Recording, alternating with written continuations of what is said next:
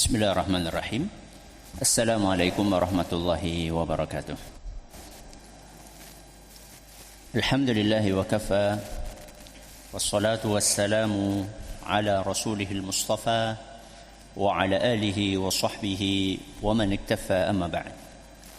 Kita panjatkan puja dan puji syukur kehadirat Allah subhanahu wa ta'ala pada kesempatan pagi menjelang siang yang berbahagia kali ini, hari Senin tanggal 11 Jumadal Ula 1444 Hijriah, atau yang bertepatan dengan tanggal 5 Desember 2022. Kita masih kembali diberi kekuatan, kesehatan, hidayah serta taufik dari Allah Jalla wa Ala, sehingga kita bisa kembali menghadiri pengajian rutin Senin pagi di Masjid Manarul Ilmi di Komplek Pondok Pesantren Tunas Ilmu di Desa Kedung Wuluh, Purbalingga ini. Kita berharap semoga Allah Azza wa Jalla berkenan untuk melimpahkan kepada kita semuanya ilmu yang bermanfaat, sehingga bisa kita amalkan sebagai bekal untuk menghadap kepada Allah Jalla wa Ala. Allahumma amin. Salam dan salam semoga senantiasa tercurahkan kepada junjungan kita Nabi Agung Muhammad sallallahu alaihi wasallam, pada keluarganya, sahabatnya dan umatnya yang setia mengikuti tuntunannya hingga di akhir nanti. Bapak Ibu yang kami hormati dan juga segenap pendengar serta pemirsa rahimani wa rahimakumullah. Di dunia ini, sebagai makhluk sosial, manusia tidak mungkin bisa hidup sendiri. Mau tidak mau kita akan berinteraksi dengan orang lain.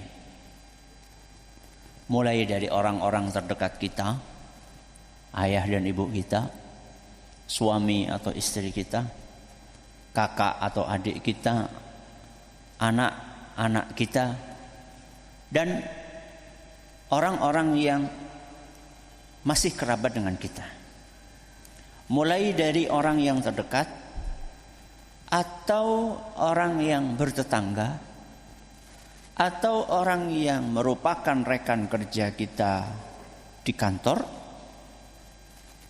atau orang yang kita temui di jalanan, di bus, di pasar, di tempat-tempat umum yang kita nggak kenal sama sekali. Mau tidak mau kita harus berinteraksi dengan mereka.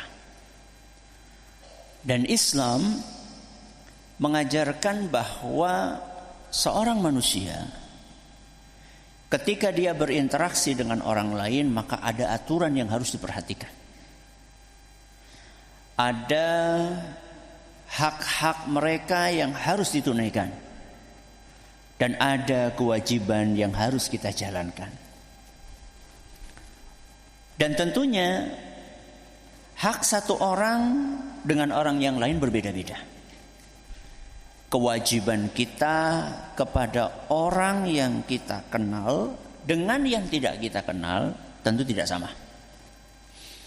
Kewajiban kita kepada orang yang punya hubungan darah dengan kita itu tidak sama dengan kewajiban kita terhadap orang yang tidak punya hubungan darah dengan kita. Tapi yang perlu difahami bahwa semakin dekat hubungan seseorang dengan kita, semakin dekat hubungan seseorang dengan kita, maka hak dia atas kita semakin besar. Semakin dekat hubungan seseorang dengan kita, maka hak dia atas kita atau kewajiban yang harus kita tunaikan kepada dia akan semakin besar. Sehingga besar mana haknya bos atau haknya bapak dan ibu kita? Besar mana haknya bapak dan ibu kita? Lebih besar mana haknya suami dan istri atau haknya teman arisan? Suami dan istri.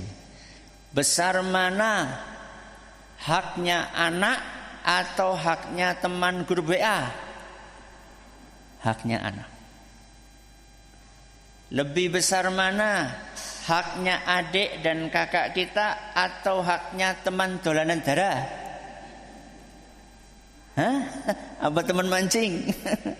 Lebih besar haknya kakak dan adik kita. Pahami itu. Kenapa harus kita pahami? Karena realitanya,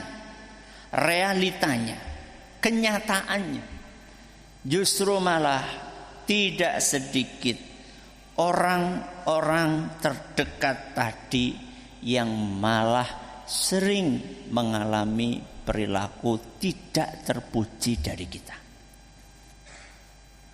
Tidak jarang ayah dan ibu jadi korban dari perilaku buruk siapa? Anaknya. Padahal anak punya kewajiban yang sangat besar kepada siapa? Orang tuanya. Betapa banyak anak yang jadi korban buruk, korban perilaku buruk bapak dan ibunya. Padahal hak anak atas orang tuanya sangat besar. Betapa banyak suami yang jadi korban perilaku buruk siapa? Istrinya. Padahal kewajiban istri kepada suami sangat besar. Atau sebaliknya, ben adil. Betapa banyak istri yang jadi korban perilaku buruk suaminya. Padahal hak istri atas suaminya sangat besar. Betul atau tidak, Bu? Wah, semangat ibu-ibu. Ini adalah realita pahit. Pahit atau manis? Pahit. Ketemu sama teman mancing bisa senyum. Kok ketemu sama istri sendiri tidak bisa senyum? Ada suami kayak gitu, Bu? Hah, banyak. Tekang ini apa lagi, Bu? Ya. Ada orang tua begitu ramah ketika menemui tamu, tapi nggak bisa ramah ketika bercengkrama dengan putra dan putrinya. Padahal tamu itu nggak ada hubungan darah sama dia. Padahal tamu itu nggak dia kenal. Kenapa kepada darah dagingnya, putra putrinya sendiri nggak bisa ramah, nggak bisa halus, nggak bisa senyum? Padahal anak-anak itu setiap hari bersama kita di rumah. Sedangkan tamu itu paling cuma setahun sekali datang ke rumah kita. Ketahuilah Bapak dan Ibu yang kami hormati, para pendengar, para pemirsa. Apa yang kita lakukan hari ini di dunia ada pertanggungjawabannya di akhirat. Saya ulangi. Apa yang kita lakukan hari ini tengpundi di dunia ada pertanggungjawabannya kapan? Di akhirat. Jangan pernah berpikir bahwa perilaku kita di dunia itu gak ada konsekuensinya di akhirat. Apa yang kita lakukan di dunia ini ada akibatnya di akhirat. Apalagi seandainya yang kita lakukan itu adalah perbuatan zalim. Dan itu sayangnya sering terjadi terhadap orang-orang yang sangat dekat dengan kita. Seperti yang tadi saya sampaikan, anak mendolimi orang tuanya, orang tua mendolimi anaknya, suami mendolimi istrinya, istri mendolimi suaminya, adik mendolimi kakaknya, kakak mendolimi adiknya. Betapa banyak kejadian itu di dunia nyata. Ketahuilah jamaah yang kami hormati, bahwa perbuatan zalim itu akibatnya mengerikan. Perbuatan zalim akibatnya apa? Mengerikan. Di dunia atau di akhirat?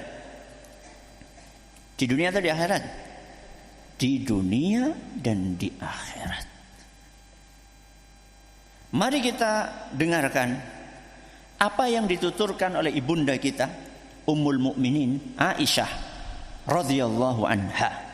Beliau bercerita, pada suatu hari ada seorang pria duduk di hadapan Nabi kita Muhammad sallallahu alaihi wasallam. Untuk apa? Ternyata beliau pengen konsultasi.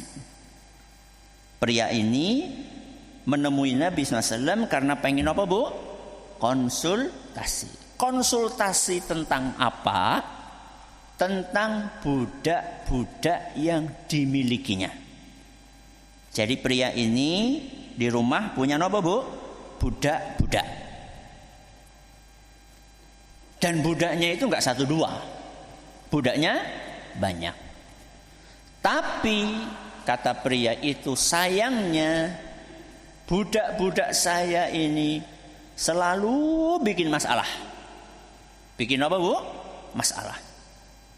Sering bohong, ya, ngomong nggak sesuai dengan realita, sering berkhianat, ya, ngambil barang milik majikannya. Kemudian juga sering nggak patuh, ya, sering tidak patuh. 1 bohong, 2 khianat, 3 tidak patuh. Terus kata pria itu, maka aku pun sering emosi. Ya, aku maki-maki dia dan aku pukuli budakku itu. Dari budaknya melakukan pelanggaran, bohong, khianat, enggak patuh. Majikannya bales. Apa yang dilakukan majikannya? Memaki-maki dan memukul.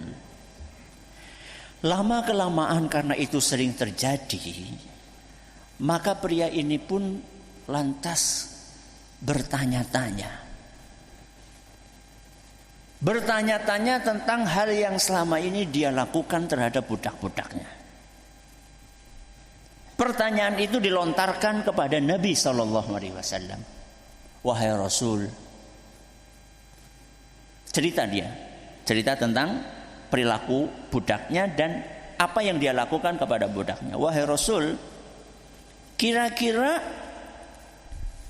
nanti di akhirat seperti apa pertanggungjawabanku di hadapan Allah? Inilah yang seharusnya dipikirkan oleh kita masing-masing. Jadi pria ini, majikan ini, itu contoh yang baik buat kita. Contoh yang baik untuk introspeksi diri. Jadi selama ini kita melakukan A, B, C, D ini, nanti kira-kira di akhirat seperti apa pertanggungjawabannya? Maka apa jawaban Nabi SAW? Wahai fulan, nanti di akhirat perbuatanmu dan perbuatan budakmu akan ditimbang. Perbuatan budaknya apa tadi, Bu? Dia pada ngantuk apa? Perbuatan budaknya apa tadi? Bohong, khianat, tidak patuh. Perbuatan majikannya apa? Memaki dan memukul. Semuanya akan ditimbang, kata Nabi SAW.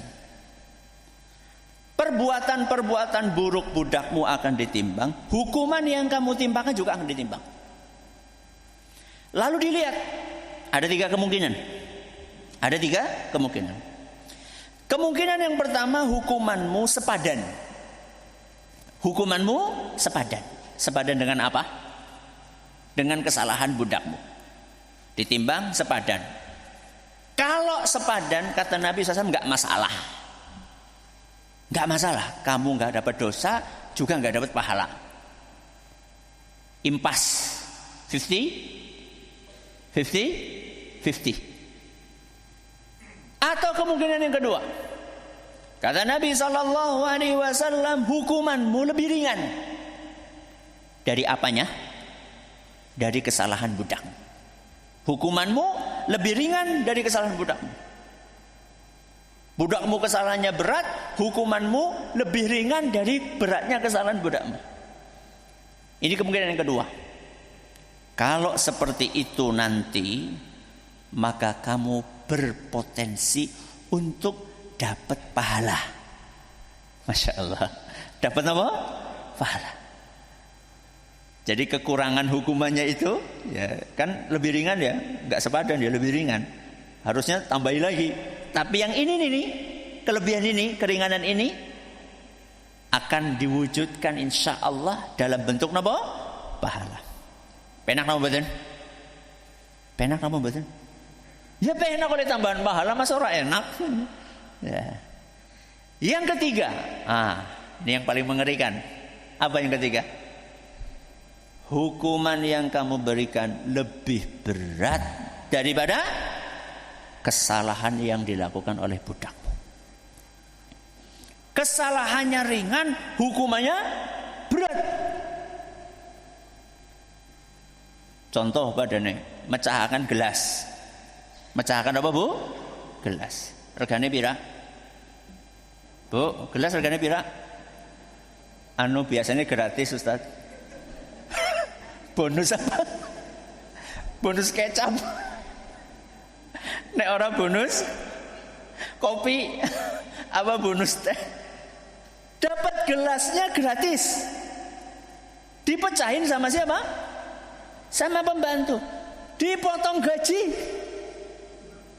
Motong gajinya berapa? Pinten, Bu?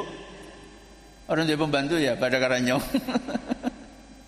Dipotong gaji 50.000. Bayangkan ya. Gelasnya apa? Gratis. Pecah. Dipotong gaji 50.000. Berarti hukumannya lebih berat daripada kesalahannya.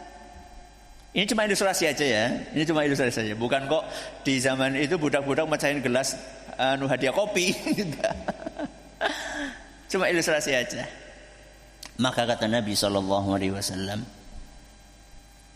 kalau sampai hukumanmu lebih berat daripada kesalahan budakmu, maka yang terjadi saat itu pahalamu akan dicabut.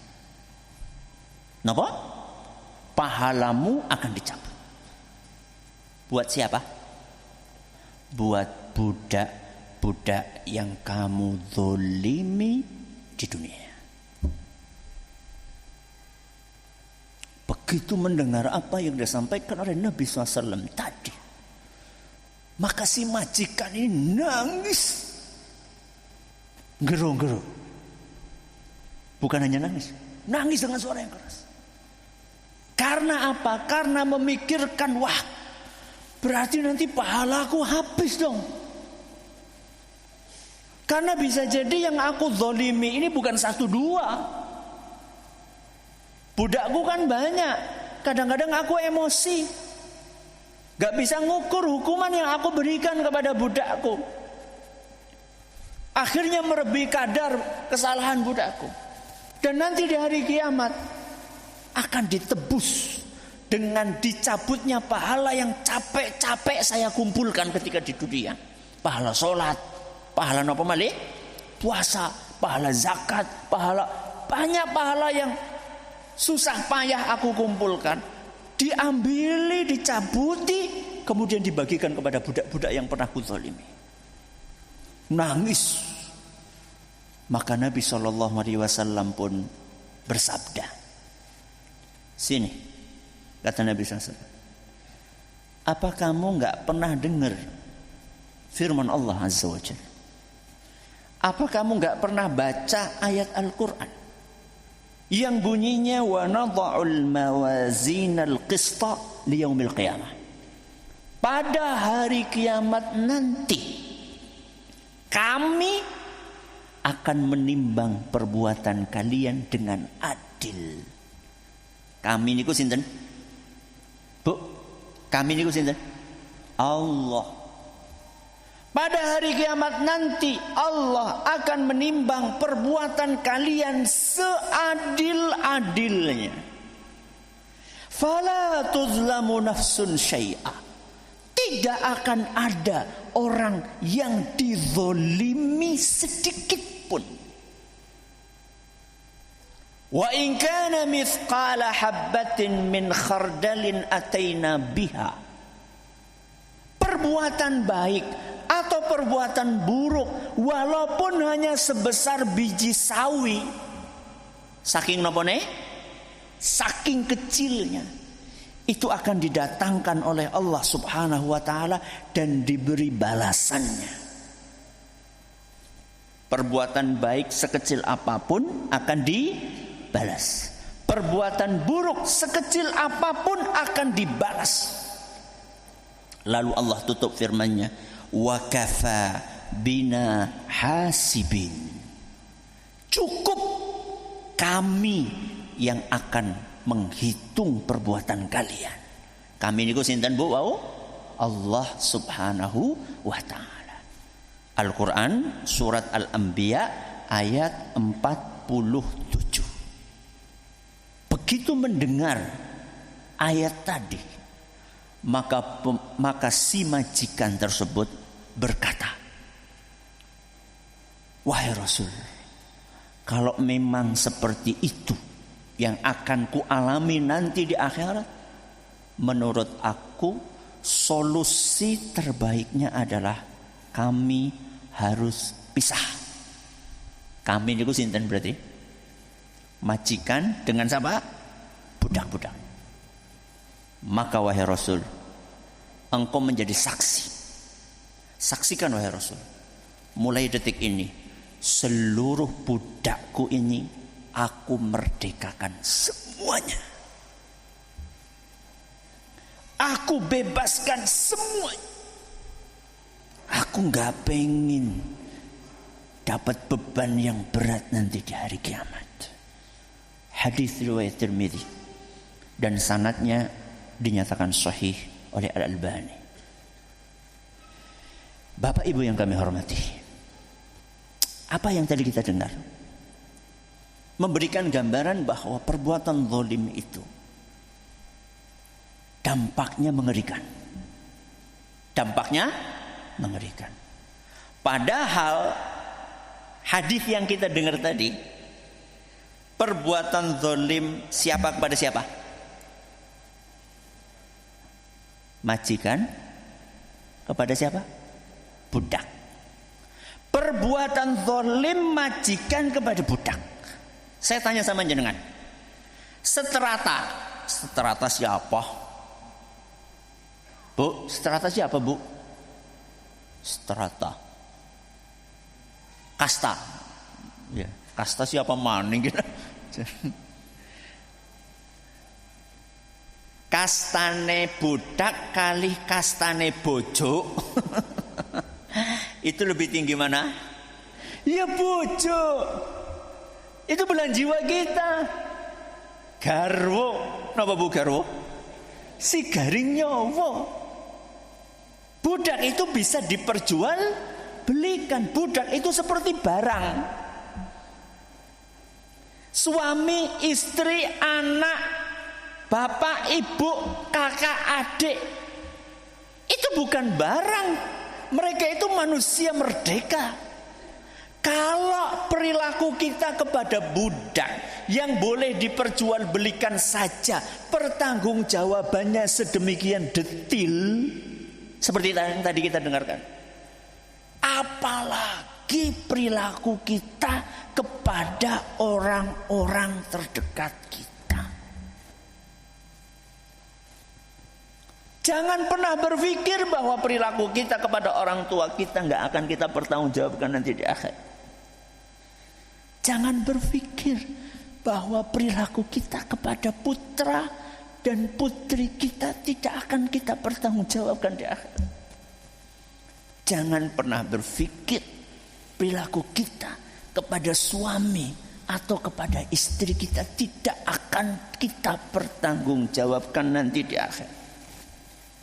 Jangan pernah berpikir bahwa perilaku kita kepada kakak atau adik kita tidak kita pertanggungjawabkan nanti di akhirat. Semuanya ada pertanggungjawabannya. Maka supaya nanti pertanggungjawaban kita ringan di akhirat, apa yang mesti kita lakukan? Apa yang mesti kita lakukan? Di hadapan jenengan ada berapa poin? 2 poin. Yang pertama, terus belajar. Yang kedua, selalu introspeksi. Yang pertama, terus nopo? Belajar. Belajar apa, Ustaz? Belajar apa hak dan kewajiban orang-orang terdekat itu. Kita punya bapak, punya ibu. Coba pelajari di dalam ajaran agama kita. Apa kewajiban anak kepada orang tuanya? Apa yang harus ditunaikan anak kepada orang tuanya? Pelajari itu. Kita sebagai orang tua, pelajari dalam agama kita. Apa kewajiban orang tua yang harus ditunaikan kepada putra dan putrinya? Pelajari itu. Kita sebagai suami, pelajari apa kewajiban suami kepada istrinya. Jenengan sebagai istri, pelajari apa kewajiban istri yang harus ditunaikan kepada siapa? Kepada suami. Jenengan sebagai kakak, sebagai adik, pelajari apa kewajiban yang harus ditunaikan oleh seorang kakak kepada adiknya dan oleh seorang adik kepada kakaknya. Pelajari itu semua. Supaya apa, Ustaz? Supaya kita jadi tahu apakah kewajiban-kewajiban itu sudah kita tunaikan atau belum. Kalau nggak belajar, kita mengira oh wis, padahal urung. Karena nggak ngerti. Itulah pentingnya ngaji. Itulah pentingnya ngaji, Bapak Ibu yang kami hormati, para pendengar, para pemirsa.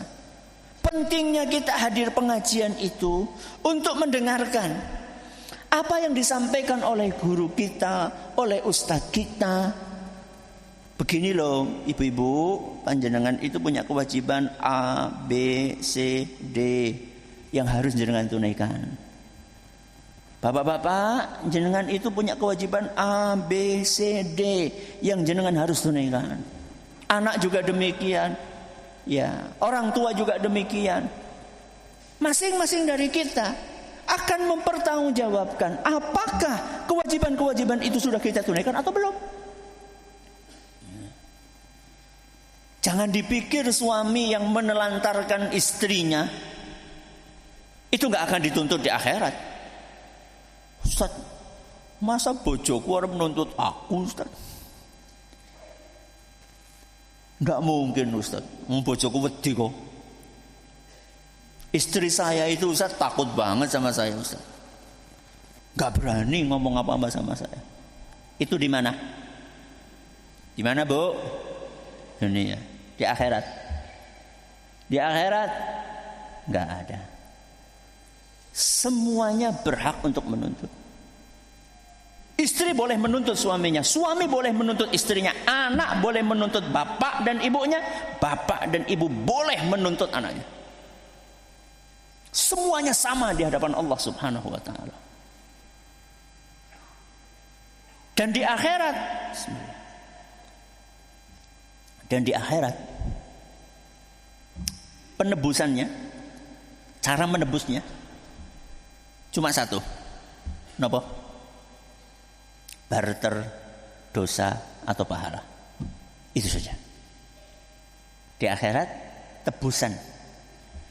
Seorang suami menebus kezalimannya kepada istrinya atau sebaliknya. Seorang bapak menebus kezaliman kepada anaknya atau sebaliknya. Seorang kakak menebus kezaliman kepada adiknya atau sebaliknya. Itu caranya adalah dengan barter dosa dan pahala. Napa Bu barter dosa dan pahala? Apa yang jajal? Barter dosa dan pahala. Orang yang zalim, pahalane dikurangi, dicabut. Diberikan kepada siapa? Yang dizolimi. Nek urung cukup, apa yang dilakukan? Dosa orang yang dizolimi diambil, dikurangi. Terus ditimpakan, dibebankan kepada orang yang menzolim. Kuetok Bu, kuetok. Gak ada permintaan maaf, gak bisa minta maaf. Di akhirat sepurane gue gak bisa. Minta maaf itu cuma di mana? Di dunia. Kalau mau minta maaf berarti kapan? Kapan Bu? Sekarang. Ora gelem gawe kakan kopi mau esuk. Siki njaluk ngapura karo sapa? Karo busune. Panjenengan tadi pagi nggak mau ngantarkan ibunya, istrinya belanja, siki jaluk ngapura. Kon ngantar belanja, bojone malah lagi sibuk. Sibuk apa? Dolanan HP sibuk. Minta maaf sekarang daripada nanti di akhirat terjadi barter napa Bu? Dosa dan pahala. Ya. Jadi yang pertama, apa solusinya? Terus belajar. Jangan-jangan kita ini belum mendidik anak kita dengan baik. Mungkin. Ya. Jangan-jangan kita belum berbakti kepada orang tua kita. Mungkin. Jangan-jangan kita nih sebagai suami belum memberikan hak istri kita sepenuhnya. Mungkin. Jangan-jangan istri belum menunaikan kewajiban kepada suaminya dengan sepenuhnya. Mungkin. Kapan kita akan tahu itu? Kalau kita belajar. Maka kalau jenengan hadir pengajian seperti ini, ya, hadir pengajian seperti ini. Terus jenengan dapat pencerahan. Dapat apa? Pencerahan. Oh, jebule, ya. Jebule. Ya. Oh, ternyata saya ada kewajiban yang belum saya tunaikan. Kudune seharusnya bersyukur kepada Allah. Bersyukur kepada Allah karena tidak menunaikan, atau bersyukur kepada Allah karena dadi ngerti. Bersyukur kepada Allah karena apa Bu? Karena jadi ngerti.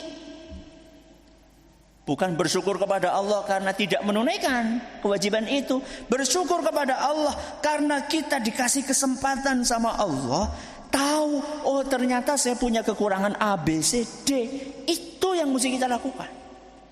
Jadi jangan kemudian ngaji terus jebule yang salah, wah moh lah ngaji nang ana apa-apa salah. Udah kayak gue. Bukan seperti itu. Kalau kita ngaji kemudian kita diperbaiki, seharusnya kita bersyukur alhamdulillah. Dah. Yang kedua selalu napa? Introspeksi. Kenapa Ustadz introspeksi? Karena manusia itu tempatnya salah, tempatnya keliru, tempatnya lalai. Itu manusia. Bu, sudah ngaji, sudah nopo? Ngaji. Rutin hadir pengajian. Mungkin nggak salah? Mungkin atau tidak? Mungkin. Apa manis sing ora ngaji gitu. Kita ini sudah hadir pengajian, Itu bukan berarti kemudian nggak mungkin salah. Mungkin saja salah. Makanya introspeksi. Ya. Introspeksi. Oh ya Allah, saya ini sudah sering hadir pengajian. Apa saya tambah sayang sama pasangan saya atau belum? Apakah saya semakin ramah kepada anak-anak saya atau belum? Apakah saya semakin berbakti kepada orang tua saya atau belum? Itu namanya introspeksi. Andaikan kita pernah melakukan kesalahan, maka masih ada kesempatan untuk memperbaiki diri. Minimal mengawali kesalahan itu dengan minta maaf. Istri minta maaf kepada suami, gengsi atau tidak, Bu? Jeneng ketone sing jawab kursi jiloro. Istri minta maaf kepada suami, gengsi atau tidak? Masya Allah. Suami minta maaf kepada istri, gengsi atau tidak? Sing jawab kok bocon. Yang saya tanya bapak-bapak kok gengsi atau tidak, Pak? Enggak lah, enggak. Ya, jangan gengsi. Anak berbuat salah kepada orang tuanya, gengsi atau tidak minta maaf? Enggak. Orang tua berbuat salah kepada anak, gengsi enggak minta maaf? Jangan gengsi. Jangan gengsi. Ya, pernah ya, ini kejadian nyata ya. Pernah. Kita kan kadang-kadang sama anak-anak ya, sama anak-anak apalagi anak masih kecil gitu ya. Itu kan suka bercanda ya. Suka apa? Bercanda. Kadang gemes sama anak kita. Ya. Pernah suatu saat sama anak yang terkecil saya itu gemes gitu. Gemes, kemudian saya saya peluk ya, terus tapi agak kenceng gitu loh. Saya pegangnya agak kenceng di apanya? Di ini apa sih namanya? Di lengan anak saya. Terus dia bilang sakit. Apa? Sakit. Terus saya jawabnya gini, kan cuma bercanda nak. Enggak sakit. Marah dia. Padahal maksud saya ingin bercanda. Saat itu istri saya ada di situ. Ada di situ. Abi, minta maaf. Minta maaf sama anak. Dijamin kalau Abi minta maaf, dia langsung reda marahnya. Oh gitu ya? Iya. Terus saya bilang, maaf ya nak ya, Abi salah. Maafan ya nak, Abi salah. Oh iya, nggak apa-apa. Terus dia langsung meluk, langsung selesai masalahnya. Subhanallah. Kekuatan permintaan apa? Maaf. Jadi minta maaf, salah minta maaf. Dan kalau kita, bapak atau ibu, terbiasa minta maaf kepada anak, maka anak, saya ulangi, kirung loadingnya urung. Kalau bapak dan ibu terbiasa minta maaf kepada anak, maka anak akan ikut terbiasa minta maaf kepada siapa? Orang tua. Nyontoni sing bener. Nyontoni sing bener. Ya. Jangan gengsi untuk minta maaf. Mudah-mudahan bermanfaat bagi kita semuanya. Masih sisa waktu sedikit. Silakan kalau ada pertanyaan bisa disampaikan. Baik, terima kasih Ustaz. Jazakumullah khairan atas materi yang disampaikan. Kami bacakan pertanyaan yang telah masuk. Bismillah, assalamualaikum Ustaz. Waalaikumsalam. Ustaz izin bertanya, bagaimana menyatukan dua kewajiban yang bersamaan antara berbakti kepada orang tua dan menuntut ilmu agama? Mertua saya menginginkan saya dan suami tinggal dekat dengan beliau karena ada rumah mbah yang kosong daripada mubazir. Sementara kami merasa sangat berat untuk meninggalkan Purbalingga karena dekat dengan pesantren Tunas Ilmu dan dekat dengan majelis ilmu lainnya. Apakah termasuk perbuatan zalim? Misalnya kami menolak permintaan orang tua dan membuat orang tua sedih Ustaz, karena khawatir di sana susah mencari ilmu yang sesuai dengan sunnah. Jazakumullah khairan. perlu dilihat dulu masalahnya. Jadi orang tua ini membutuhkan Anda darurat atau tidak? Orang tua membutuhkan Anda darurat atau tidak? Maksudnya orang tua Anda ini sudah sepuh banget, terus nggak ada yang merawat atau tidak? Ya. Jadi kalau misalnya orang tua Anda itu sudah sepuh banget, butuh ditunggoni, dirawat oleh anaknya, dan tidak ada alternatif kecuali Anda, maka penuhi panggilan orang tua. Pulang. Rawat orang tua, karena ini kesempatan yang tidak terulang. Kesempatan yang tidak terulang. Rasul SAW menyampaikan, celaka anak yang diberi kesempatan oleh Allah bisa menjumpai orang tuanya dalam keadaan lanjut usia, kok kesempatan itu tidak dia manfaatkan untuk meraih surga Allah Azza wa Jalla. Celaka. Diulangi berapa kali? 3 kali. Tapi seandainya orang tua masih sehat, tidak sangat butuh kepada perawatan dari jenengan, masih ada anak-anak yang lain, maka dalam kondisi seperti itu Anda bisa sering-sering untuk mengunjungi saja. Ya, jadi bukan pindah total, tapi sering-sering untuk mengunjungi.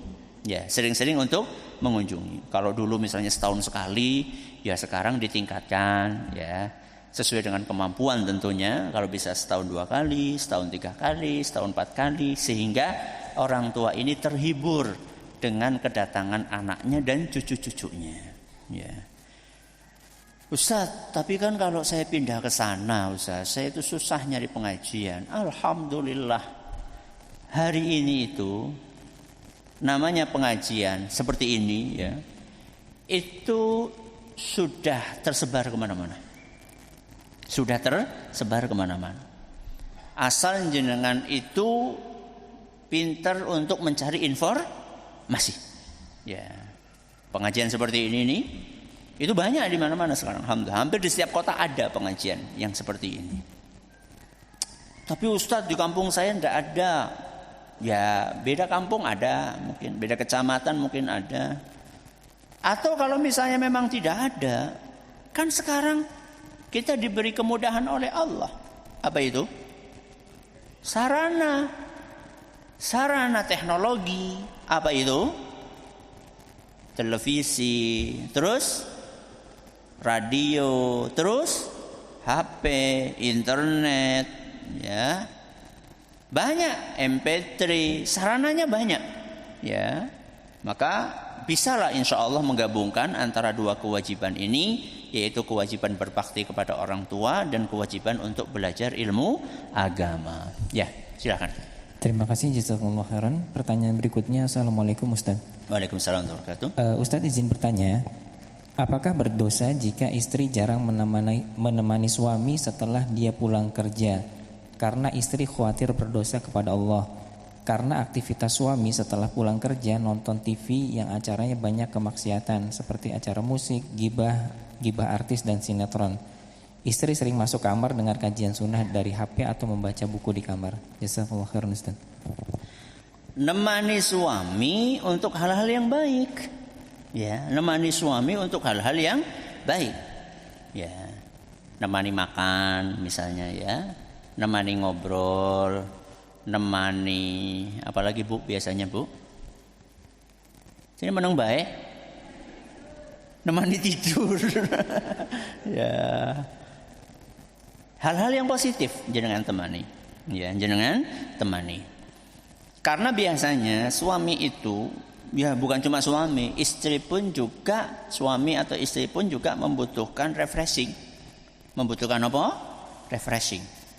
Tinggal refreshingnya itu boleh atau tidak dalam pandangan agama.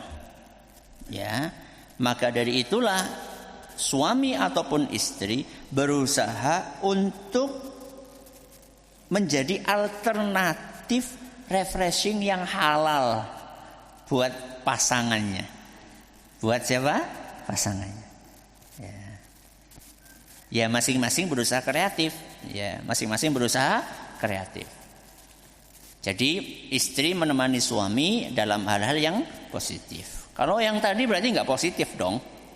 Ya tadi nonton yang nggak baik ya berarti nggak positif.